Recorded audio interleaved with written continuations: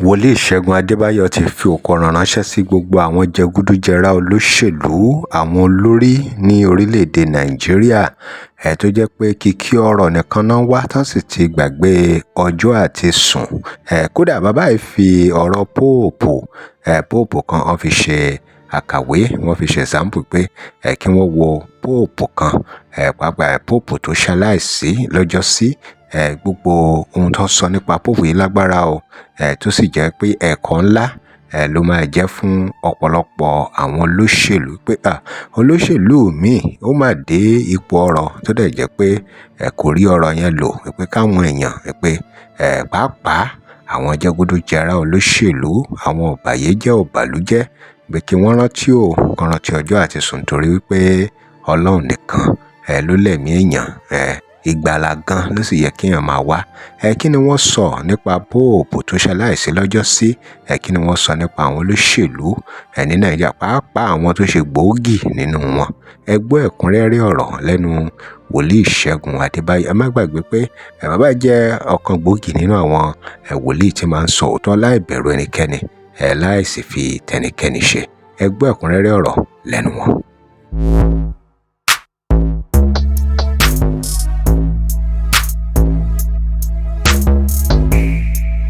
Jesus Christ to beg us. Let's surrender, let's submit everything to the owner of heaven and earth. Accept Jesus Christ as your Lord and personal Savior. Live miracle. If you don't know, devil too wrought miracle this time around. I say we don't have God. We don't have God. We are here to be saved.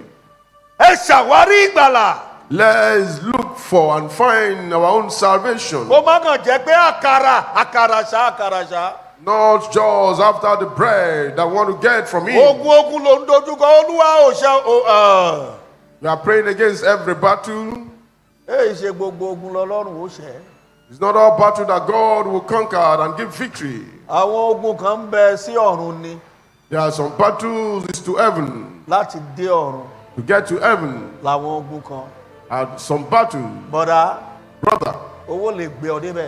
money cannot take you to heaven. If you are wealthy and is filled up with your Nigeria, don't you observe?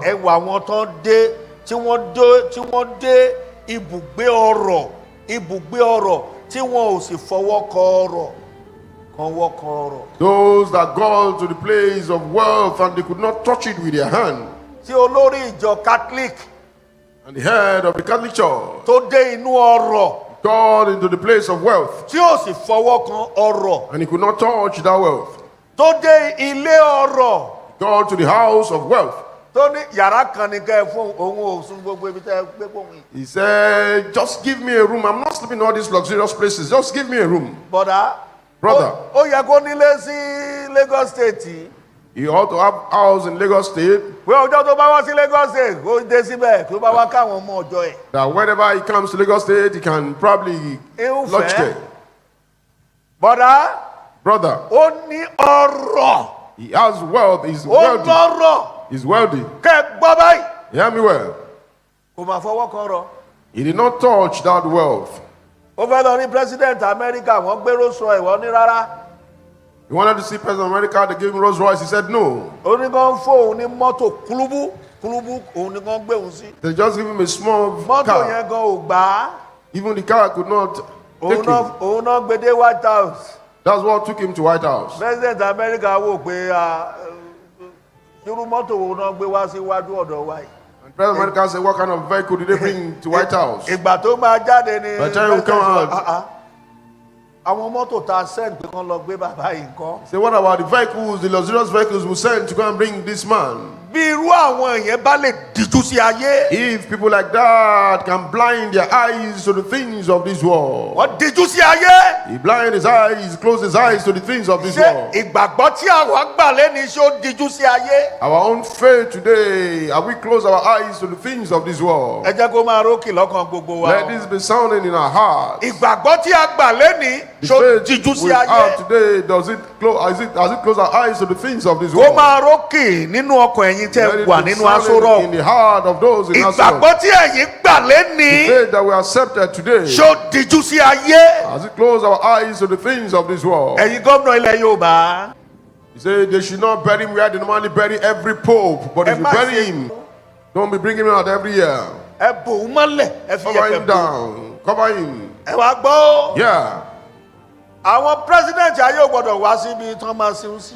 That the president of the world should not come to where he will be buried. Àwọn tálákà, àwọn tó wà lọ́gbà ẹ̀wọ̀n nìkan wá sin. Said the wretched, the poor prisoners are the ones that should come. Bẹ́ẹ̀ dẹ̀kẹ̀rẹ́ là ń lépa pé mo fẹ́ dà. And we are running the race that I want to become every day. O lépa ìgbàlà ọkàn rẹ. You are not running after the salvation. You are not pursuing the salvation of your soul. Mo fura mo rí nǹkankan. I suspected and I saw something. Pé olórí àwọn Roman Catholic yẹn ó rí Jésù. That the Pope that just died saw Jesus. Ó rí ọ̀run. He saw heaven. Ó decide. And he decided within him. Nínú ọkàn rẹ̀. He decided within him. Praise the Lord. Hallelujah. Ẹ kí hallelujah. Hallelujah. Ó decide. He made up his mind. Àǹfààní kí ló jẹ́ gan? Of what benefit it is. Kí ló wà nínú ayé yìí gan? What is it in this world? Èbí bẹ́ẹ̀ láti rí president tó débi òkú ẹ̀ tó ń ṣe sáfíìsì tó gbé ṣingọ́ọ̀mù láti inú àpò Donald Trump. And that's why we saw a president that got to where the burial service was going on and it was chewing gum. Tó ń jẹ ṣingọ́ọ̀mù. Chewing gum. Praise the Lord. Hallelujah. Ẹ kí hallelujah. Hallelujah. Ẹ dijú sí ayé yìí. Close your eyes to the things of this world. Owó tá à ń wá yìí pépà ni. This morning we are running after, they are just papers. Yóò jóná. It's going to be consumed by fire. Pépà ni ohun tó jọ wá lójú yìí. This thing that we are cherishing is just Paper paper. ni. It's just paper.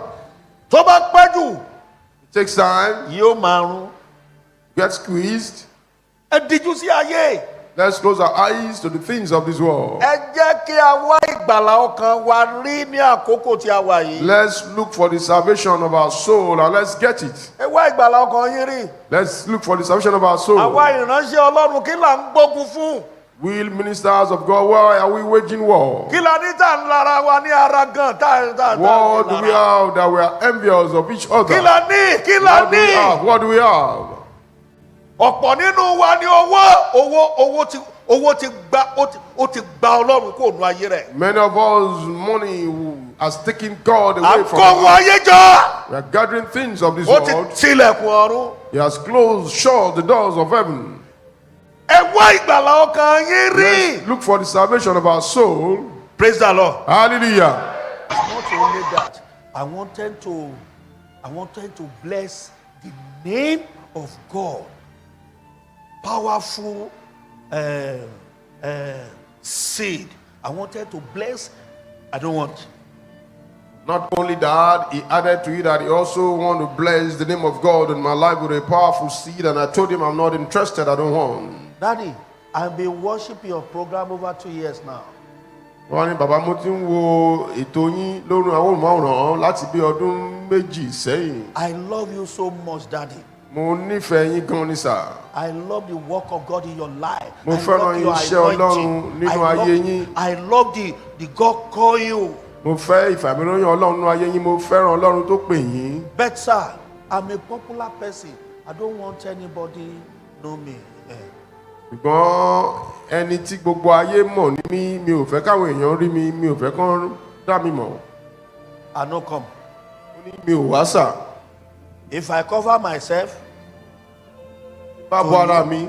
you will see me in television or social media. Ṣé ẹ ó rí mi lórí amóhùnmáwòrán àbí lórí ẹ̀rọ àtàgbà? Tó bá jẹ́ ìwọ lọ́lọ́run gbé dìde láti sọ mí dọlọ́rọ̀ mi ò fẹ́. If you are the one that God has raised to make me wealthy, I don't want. I'm not interested. I will pray for you in the phone. Màá gbàdúrà fún ọ lórí ẹ̀rọ ìbánisọ̀rọ̀. Ẹ máa ṣàmì. Just be saying amen. Ó dẹ̀ gbàdúrà fún ṣàmì. And I prayed for him and he said amen. Ó ṣàmì tán. Ẹyin Olúwa lógo ògo. Okay. I said glory be to God. Ó ní Daddy, And he said, Daddy, I need you in my house. I no come sef. àní mo fẹ́ kẹ́ ẹ wá sílé mi kẹ́ ẹ wá kí mi. Mo ní mi ò wá. Praise the Lord. Hallelujah. Hallelujah, dada. Hallelujah. Tí mo bá wá sílé kí ló fẹ́ dà? Coming to his house, who was going to come out of it? Ó wá ka àwọn ìránṣẹ́ Ọlọ́run tóun ti pè, wọ́n ti wá sílé òun, tóun ti bless mú láwọn yẹn ni. And he counted the numbers of the ministers of God that he has called, and they've come to his house, and he has blessed them. I said, that's their own cup of tea. Ẹ ṣe jẹ́ ká dijú sí ayé. Why don't we close our eyes to the things of this world? Let's look and find the salvation of our soul. Many of us, we have darkness inside us. Darkness. If Jesus Christ comes now, are we going to heaven? Are we going to make heaven? Have we conquered the things that can deny us from making heaven? Let it be sounding in our heart, even me that I'm talking. Because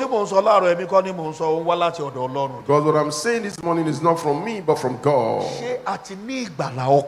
Are we saved?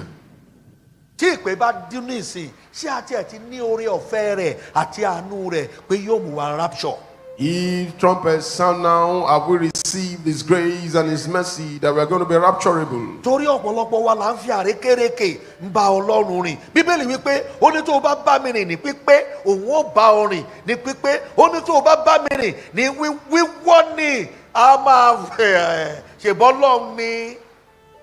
The Bible says, if you walk with me in a straight way, I'm going to walk with you straight. You walk with me in a crooked way, I'm going to walk with you in a crooked way. It's God. Say amen. Say amen.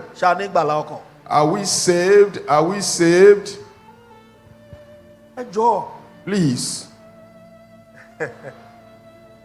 Praise the Lord. Hallelujah.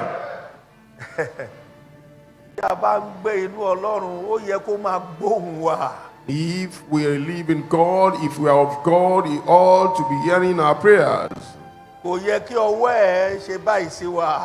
His hand should not be tied, twisted towards us.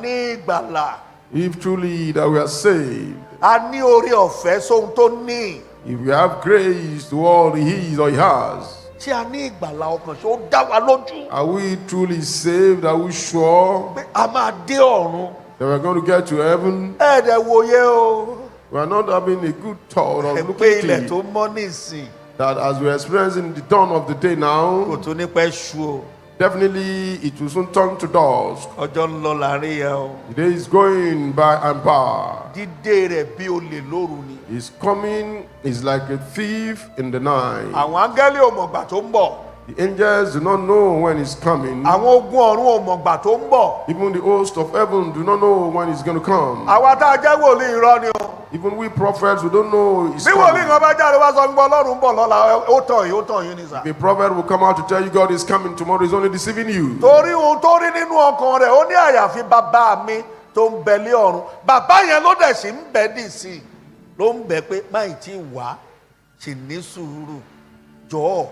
Àwọn àyànfẹ́ kan wà ọkàn bàbá yẹn ló sì ń bẹ̀ ó sì ń bẹ̀ fún èmi àti ìwọ àti fún ẹ̀yin tẹ́ ń wò mí ní gbogbo àgbáyé. Òun lẹ ti gbọ́ yẹn o, ẹ̀yin èèyàn wa kí lè ròyìn lórí gbogbo èyí tí wọ́n sọ yìí, gbogbo ọ̀rọ̀ ìyànjú tí wọ́n gba àwọn èèyàn, pàápàá àwọn tó jẹ́ pé kìkì ọ̀rọ̀, pàápàá àwọn kírísítẹ́nì kan, àwọn ẹlẹ́sìn lóríṣiríṣi tó jẹ́ pé ọ̀rọ̀ ní gbogbo èèyàn dẹ̀ ń wá báyìí, kò sẹ́ni tó tiẹ̀ rántí nǹkan kan tó ń jẹ́ gbàlà mọ́. Ẹ̀yin èèyàn wa, ṣé kìí ṣe ìdí rèé tí ọ̀rọ̀ ilé ayé ṣe di bó ṣe dà yìí, tó fi jẹ́ pé àwọn tó tiẹ̀ yẹ kó jẹ́ olórí ẹlẹ́sìn gan, ọ̀rọ̀ wọn gan lágbára débi pé ó tiẹ̀ ti wá ń ṣòro fáwọn èèyàn láti gba àwọn olórí ẹlẹ́sìn gbọ́, pàápàá lórí bí wọ́n ṣe ń retí ó jẹ́ pé kìkì ọ̀rọ̀ náà nìkan ni wọ́n máa ń sọ nípa ẹ̀, tí àwọn míì nù wọn kì í sọ nípa ọ̀nà àti rí ìgbàlà. Ẹ̀yin èèyàn wa, ọ̀rọ̀ lẹ ti gbọ́ lẹ́nu wòlíì Ṣẹ́gun Adébáyọ̀ yóò, báwo ló ṣe rí lára yín, kí lè ròyìn lórí ẹ̀, ẹ dá sí, ẹ drop comment in. Remember to like, share and follow us. Thanks for watching. Lọ fún ìpolówó ọjà ẹ pè WhatsApp number page. Gbogbo ogun tó lóhùn ní gbọ́ tó lóhùn ní gbà lórí ayé yín, iná agbára Ọlọ́run máa jó dànù. Kí lè nǹkan tẹ̀ ń là kọjá tó dàbí pé ẹ ti wá ọ̀nà àbáyọ ṣùgbọ́n tí ẹ ti rí ọ̀nà àbáyọ. ẹ tí ìpàdé wòlíì yín ló fà, ṣùgbọ́n arán mi sí ọ lónìí dádì, arán mi sí ọ lónìí mọ́mì. Olúwa lòun fẹ́ ṣe nǹkan ńlá nínú ayé yín. Olúwa sọ wípé gbogbo tẹ́ ń là kọjá yẹn òun fẹ́ fi òpin sí. Kí nìkan tẹ́ ń là kọjá lórí ìgbéyàwó ni, lórí ọmọ ni, lórí iṣẹ́ ni, níbi gbogbo ni, bóyá ogun kan ló dàbí pé ogun yẹn le, ẹ ti gbìyànjú kò tí ì sí ọ̀nà àbáyọ. Ẹ jẹ́ àjọ gbàdúrà, ẹ jẹ́ àjọ wá ojú Olúwa, kí làṣírí ogun yẹn gangan, ẹ jẹ́ àjọ wádìí lọ́wọ́ Ọlọ́run ká dẹ̀ mọ ọ̀nà àbáyọ. Ẹ̀rọ ìbánisọ̀rọ̀ tẹ́ fi pè mí fún àdúrà àti ọ̀nà àbáyọ òun náà ni +234 7025 47 5427 +234 7025 47 5427. Bẹ́ẹ̀ ṣe ń pè mí fún àdúrà lórúkọ Jésù ẹ máa rí ìyanu.